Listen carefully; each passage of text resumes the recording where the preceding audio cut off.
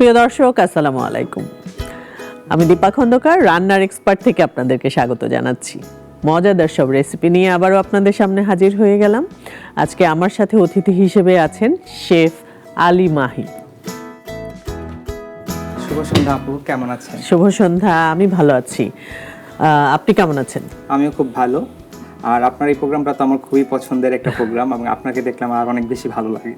আমার তো আরো খুব ভালো লাগছে, কারণ হচ্ছে আপনি নিশ্চয়ই অনেক মজার কিছু রান্না করবেন। অবশ্যই। আজকে আমি করব হচ্ছে গিয়ে burnt brinjal with cheesy prawn. এটা হচ্ছে একটা বাংলাদেশি খাবার প্লাস হচ্ছে একটা ইটালিয়ান ফুডকে আমি কম্বিনেশন করব, ফিউশন করা হয়েছে। ঠিক আছে, আমরা তাহলে শুরু করি। হ্যাঁ অবশ্যই।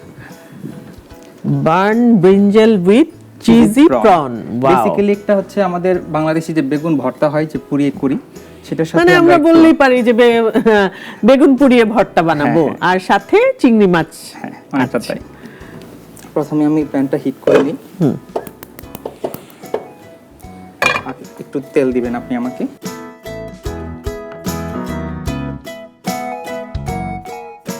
ওকে, সো প্যানটা হিট হোক। আমি এখানে অল্প কিছু চিংড়ি নিয়েছি, যেহেতু একজনের জন্য পরিবেশন করব আপনার জন্য।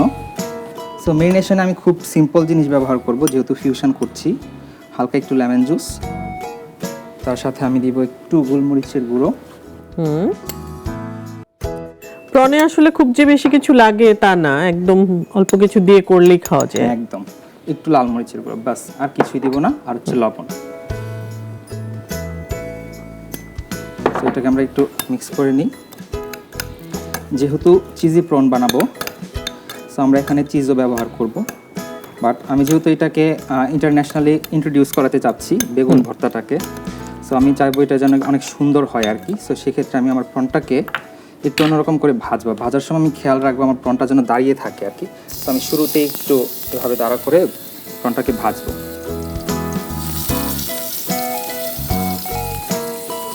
এবং প্রন ভাজতে কিন্তু খুব বেশি সময় লাগে না। তো আমরা এটাকে জাস্ট 2 থেকে 3 মিনিটের মতো ভাজবো।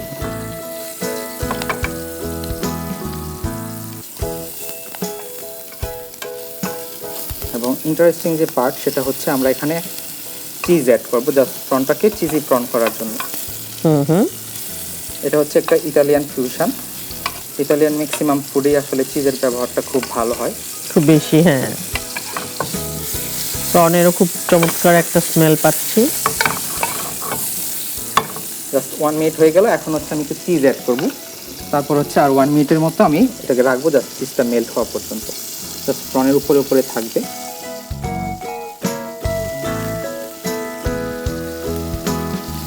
তো যেহেতু প্রন আমরা খুব বেশি সময় রান্না করব না, আমরা চিজটা দিয়ে মেল্ট হওয়ার জন্য জাস্ট 1 মিনিটের মতো একটু ঢেকে রাখবো। আমাদের চিজটাও মেল্ট হয়ে গেল।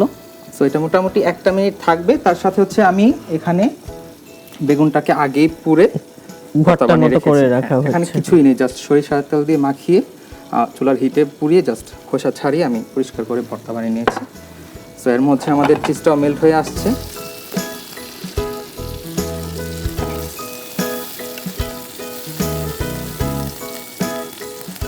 এবং আমাদের ইন্টারেস্টিংলি আমাদের বেগুন যে ভর্তাটা আমরা করছি না, সেখানে হচ্ছে আমরা চিজের ব্যবহার করব আর কি।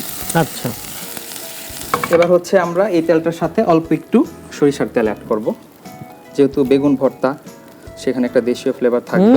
বেগুন ভর্তায় তো সরষের তেলের স্মেলটা খুব ভালো লাগে। এবং সেখানে হচ্ছে আমাদের রসুন কুচি দিব।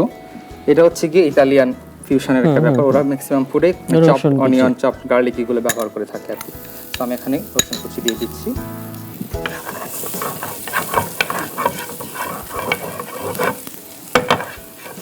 হালকা একটু ভাজা ভাজা হবে। তারপর হচ্ছে এখানে অ্যাড করব পেঁয়াজ কুচি।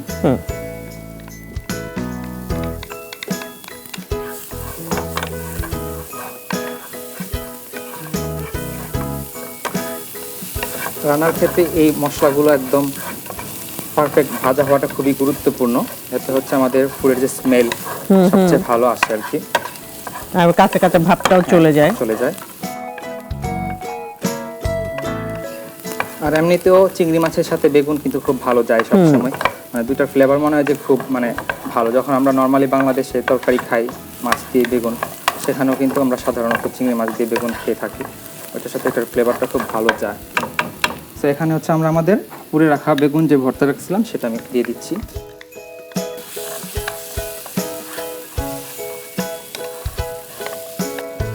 আমরা এখানে লবণ দিয়ে দিচ্ছি,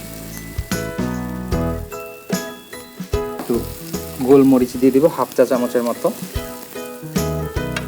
তার সাথে অ্যাড করবো হচ্ছে অরিগ্যানো। এটা হচ্ছে ইটালিয়ান ফিউশনটা ইনক্রিজ করার জন্য। ইতালিতেও কিন্তু পাস্তার সাথেও বেগুন খাওয়া হয়। কেন বিশেষ কিছু- পিৎজার সাথেও তো হ্যাঁ, খুব হ্যাঁ। ভালো বেগুনের বেগুনের পিৎজাটা পিৎজাও খুব আছে। ভালো হয়। তো ইতালিয়ান স্পাইসের মধ্যে অরিগ্যানো হচ্ছে একটা মানে অনেক ইম্পর্টেন্ট একটা স্পাইস। ওদের ম্যাক্সিমাম ফুডেই এই অরিগ্যানোটা ইউজ করা হয় আর কি। এখন হচ্ছে আমি এখানে আমার যে চিজটা আছে এটা আমরা দিয়ে এটা দিব। দিয়ে দিই।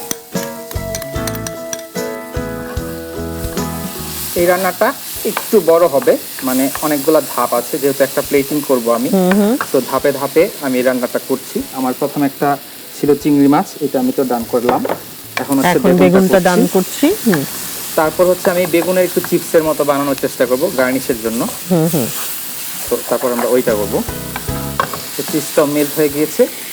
এখন হচ্ছে আমাদের কাঁচামরিচ কুচিটা আমরা দিয়ে আমাদের বেগুন ডান করব। ডান করে ফেলবো। আমাদের চিজি ব্রিঞ্জাল রেডি একদম। আমি শেষে একটু সরিষার তেল উপর থেকে দিব যাতে হ্যাঁ। স্মেলটা পাওয়া যায়।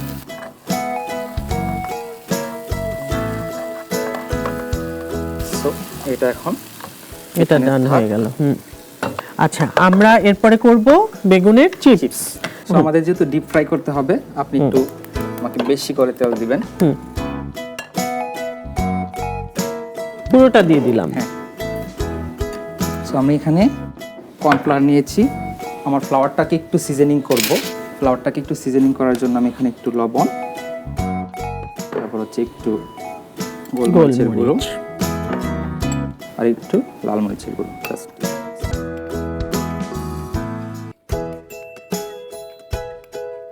এবার হচ্ছে আমার বেগুনটা আমরা আমি পাতলা করে কেটে চিপসের মতো হ্যাঁ, রেখেছিলাম। আমি একটু এটাকে টিস্যুতে চেপে নিব। হ্যাঁ।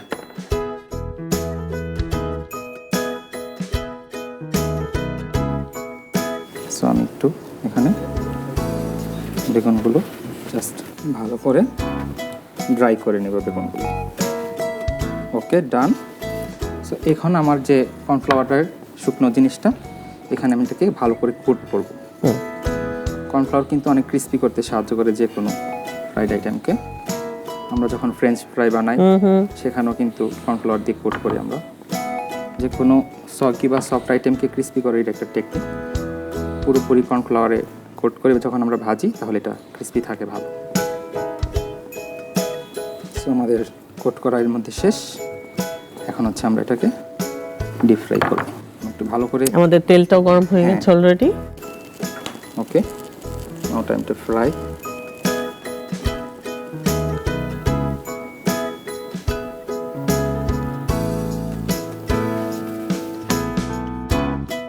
আমরা একটু উল্টে পাল্টে ভাজবো এটাকে একটু ক্রিস্পি হওয়া পর্যন্ত। এটা দেখতে আসলে অনেক সুন্দর লাগে আর খেতে অনেকটা চিপসের মতো লাগে। এটা আস্তে আস্তে গোল্ডেন কালার হবে যখন ডিপ ফ্রাই করছি। তো আমরা যদি মশলা ছাড়াও কিছু ফ্রাই করি, এটা গোল্ডেন কালার হবে, মানে মশলা ছাড়াও ফ্রাইয়ের যে যে কোনো, কালারটা হবে। যেহেতু বেগুন, সো এটাকে আমরা একটু অল্প আছে লং টাইম ডিপ ফ্রাই করব, তাহলে জিনিসটা ভিতর থেকে ক্রিস্পি হবে। আর আঁচ বেশি থাকলে দেখা যাবে ভিতরে সগি থেকে যাবে। প্রথম ক্রিস্পি থাকবে, যখন পরে আমরা নামিয়ে রাখবো তখন দেখা গেছে সাথে কিছুক্ষণ সাথে পর নরম হয়ে যাবে। হ্যাঁ, সো এটা এখানে ভাজা হতে হতে এটা উঠিয়ে রাখার জন্য আমি একটা প্লেট রেডি করে নিই। এটা বোধহয় হয়ে গেছে। কাটার সময় সবগুলো স্লাইস এক সমান না হলে যেটা হয়, কোনোটা একটু আগে আগে হয়, হয়ে কোনোটা যায়, একটু হ্যাঁ। পরে। এটা হয়ে গেছে, সো এটা আমরা উঠিয়ে নিচ্ছি। টিস্যুতে রাখবো, তাহলে তেলটা সোক করে নিতে পারবে ভালো। So, এটাও একটু পাতলা ছিল। আর ডিপ ফ্রাইড সবসময় একটু মানে সাবধানে ভাজতে হয়, কারণ একটু বেশি হয়ে গেলে দেখা যায় কালো হয়ে যায়। তো ডিপ ফ্রাই করার সময় আসলে চুলার সামনে থেকে যাওয়া যায় না কোথাও, একটু সাবধানে ধীরে সুস্থে তারপর আর কি ভাজতে হয়।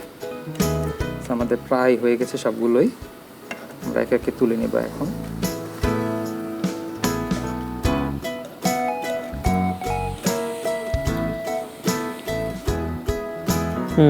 অলমোস্ট ডান ভাজাটা।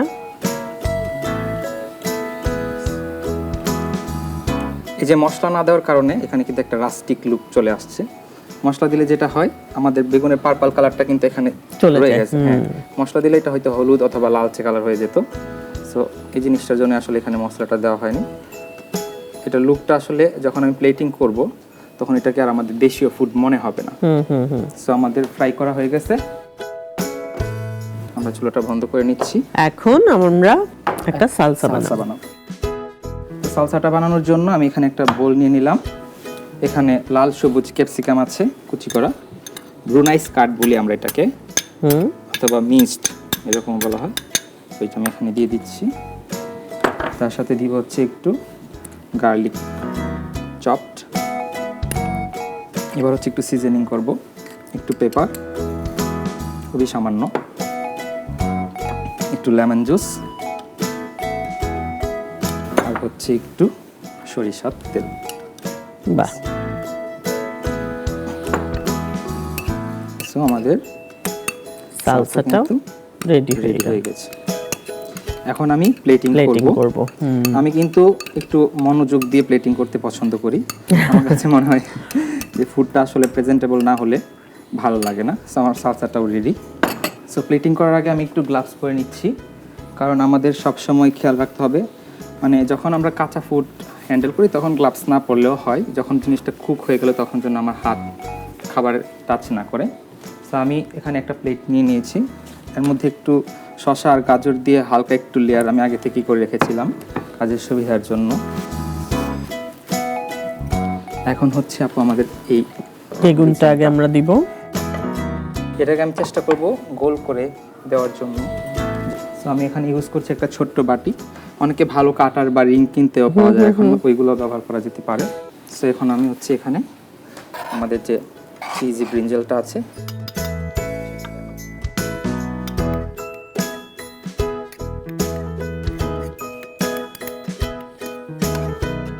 এটা হচ্ছে জাস্ট প্রেজেন্টিং। কেউ যদি চায় একসাথে নিয়েও খেতে পারে, কোনো সমস্যা নেই। কিন্তু যখন আমরা কারো কাছে ফুডটা সার্ভ করব তখন যদি ফুডটা আর কি দেখতে ভালো লাগে।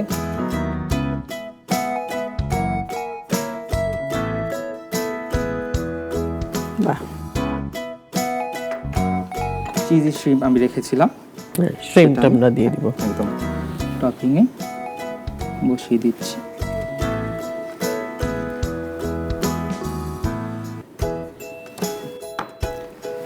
আমাদের সালসা এবং চিপস বাকি আমি আছে। হচ্ছে একটা সস এখানে ব্যবহার করব, সেটা হচ্ছে আমি ক্যাপসিকাম মায়ো সস বা পেপার মায়ো সস বলতে পারি। কাঁচা ক্যাপসিকামটাকে একটু ব্লাঞ্চ করে একটু গ্রিল করে দেন ব্লেন্ড করেছি মেয়োনিজ দিয়ে, সেটা দিয়ে একটু প্লেটিংটা করার চেষ্টা করব যেন দেখতে সুন্দর লাগে।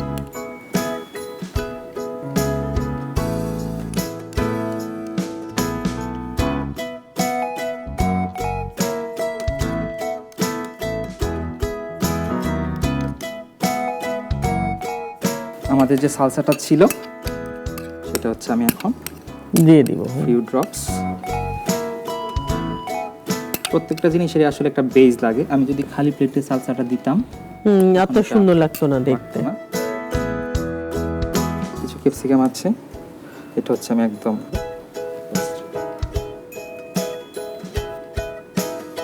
আর আমাদের যে চিপসগুলো ছিল এগুলো হচ্ছে এখন আমি গার্নিশ সাইডে। আপু তৈরি হয়ে গেল আমাদের burnt brinjal with cheesy prawn আপনার জন্য। Thank you so much. দর্শক, মজাদার burn brinjal with cheesy prawn তৈরি হয়ে গেল। মাহি আমার জন্য বানিয়েছে।